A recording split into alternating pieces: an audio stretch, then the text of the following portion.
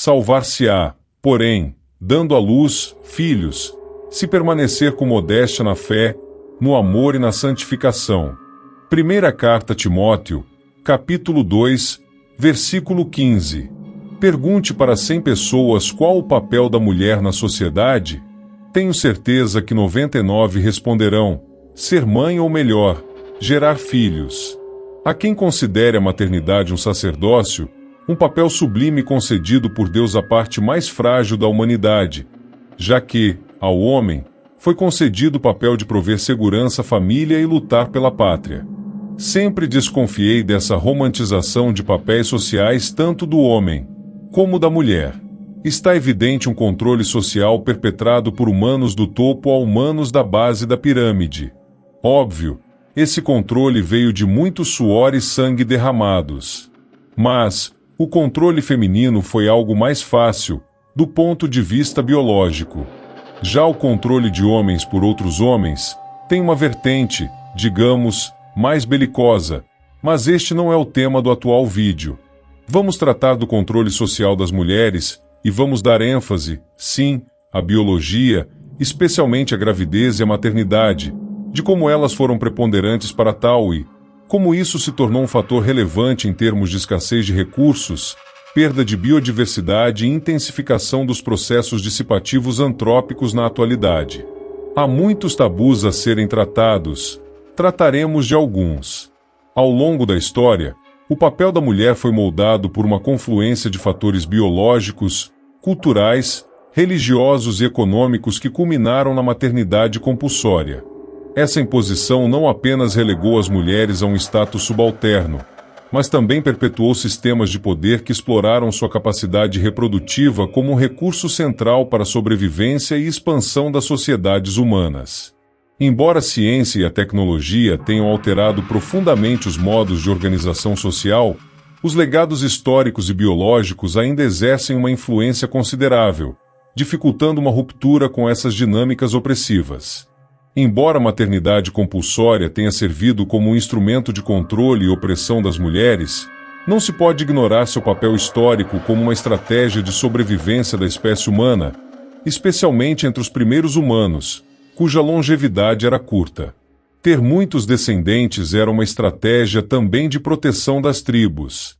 Em um contexto de alta mortalidade infantil, guerras, doenças e condições ambientais adversas, garantir a reposição populacional era essencial para a continuidade das comunidades humanas. Dito isto, há de ressaltar a questão do dimorfismo sexual para explicar a subalternidade milenar feminina. A biologia como base para a maternidade compulsória. A biologia humana desempenhou um papel fundamental na imposição do papel maternal à mulher.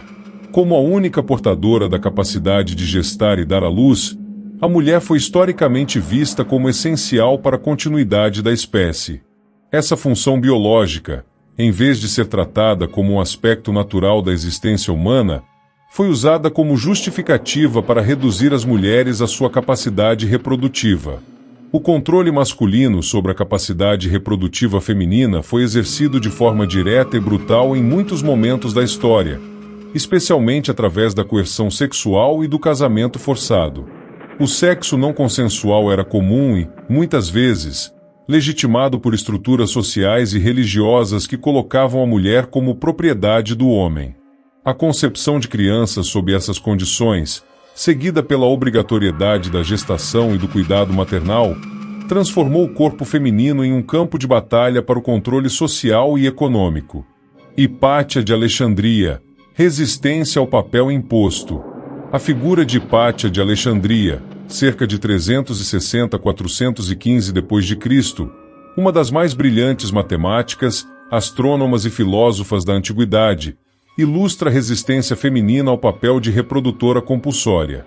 Hipátia se recusou a se casar e ter filhos, dedicando sua vida ao conhecimento e à ciência, em uma sociedade que esperava que as mulheres fossem esposas e mães.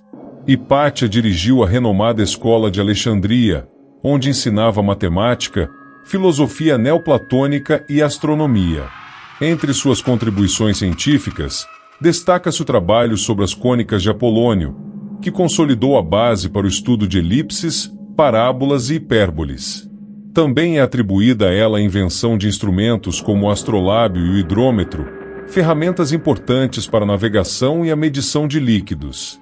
Sua escolha de vida e sua rejeição ao papel tradicional feminino tornaram Hipátia alvo de hostilidade crescente em uma sociedade que via o conhecimento feminino como subversivo.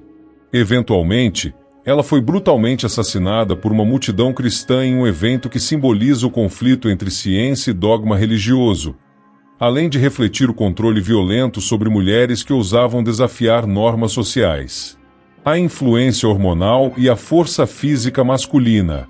Do ponto de vista biológico, a testosterona, um hormônio predominante nos homens, foi uma variável significativa na manutenção dessas dinâmicas. A testosterona está associada a características como aumento da massa muscular, agressividade e domínio. Esses atributos, em sociedades pré-tecnológicas, conferiram aos homens uma vantagem física que foi amplamente utilizada para estabelecer e manter a dominação sobre as mulheres. Essa força física, combinada com a agressividade, possibilitou a imposição de sistemas patriarcais que exploraram as capacidades femininas.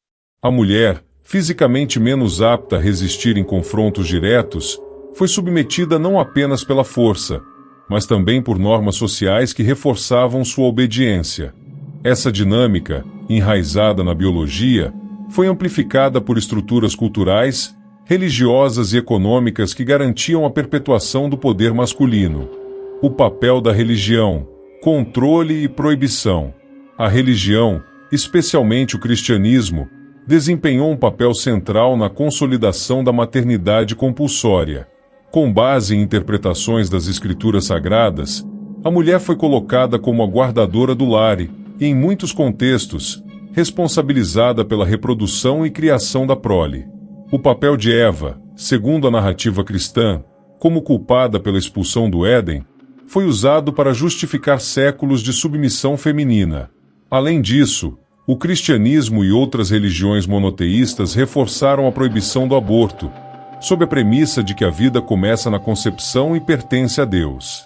Essa visão tornou o controle sobre a reprodução quase impossível para as mulheres em diversos períodos históricos, mantendo-as presas ao papel de mães, mesmo em situações de extrema violência, como estupros ou condições socioeconômicas desfavoráveis.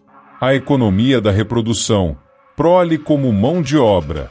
As questões econômicas também desempenharam um papel crucial na subjugação feminina. Em sociedades agrícolas e industriais, onde a força de trabalho era essencial para a sobrevivência e o crescimento econômico, a reprodução humana foi tratada como uma ferramenta estratégica. Ter filhos significava aumentar a força de trabalho disponível, especialmente em economias agrárias onde a família dependia de muitos braços para o cultivo e a colheita. Com o advento da Revolução Industrial, ocorreram transformações profundas nos sistemas de produção. Novas técnicas e maquinários aumentaram exponencialmente a capacidade produtiva, mas não necessariamente reduziram a dependência da força de trabalho humana.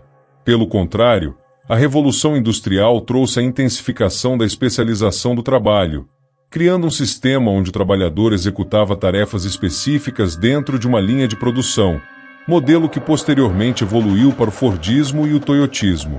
Essas transformações, impulsionadas pela descoberta e uso massivo de combustíveis fósseis baratos, como o carvão e, mais tarde, o petróleo, aumentaram a eficiência energética das sociedades e permitiram um crescimento econômico sem precedentes. Esse aumento de renda e a melhoria nas condições sanitárias e de transporte contribuíram para a explosão demográfica observada nos séculos XIX e XX, em especial nas regiões industrializadas.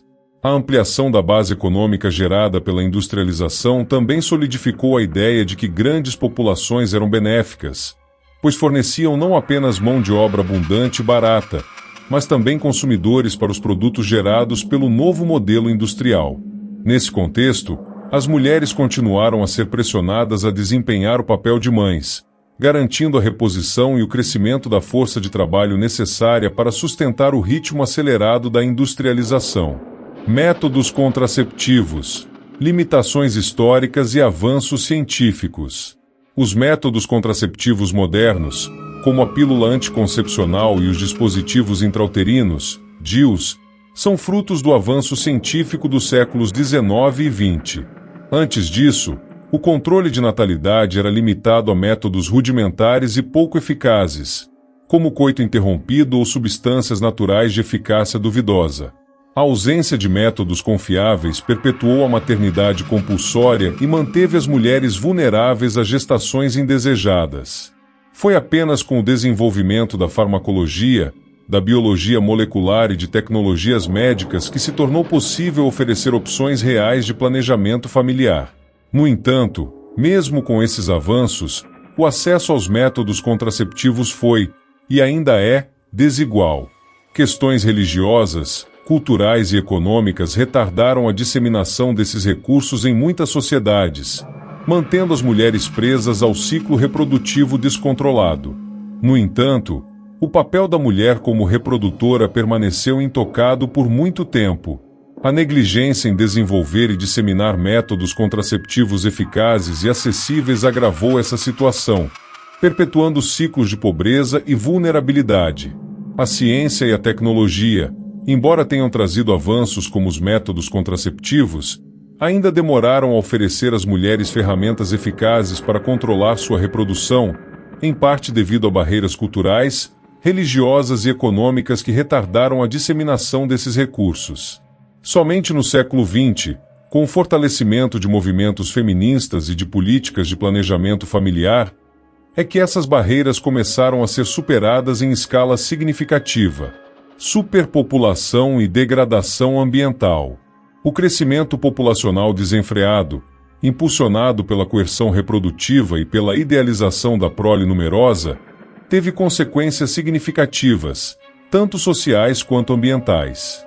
Esse processo de superpopulação foi diretamente ligado ao uso das mulheres como ferramentas de reprodução. Sem o planejamento reprodutivo adequado ou o direito de escolha sobre seus corpos, as mulheres foram, em grande parte, levadas a contribuir involuntariamente para o aumento populacional, mesmo quando isso significava sacrificar sua própria saúde e bem-estar. A maternidade compulsória, ao alimentar a expansão populacional, contribuiu diretamente para o aumento da pressão sobre os recursos naturais. À medida que a população humana crescia, os processos dissipativos antrópicos se intensificavam. No entanto, com o advento da Revolução Industrial e a intensificação da produção e produtividade, engendradas pelo acúmulo de capital, esse processo passou a crescer de maneira exponencial.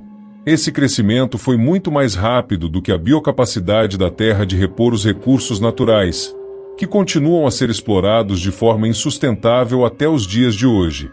Como resultado, a dissipação de matéria e energia tem ocorrido a níveis tão elevados que estamos próximos de atingir um ponto de colapso semelhante às grandes extinções.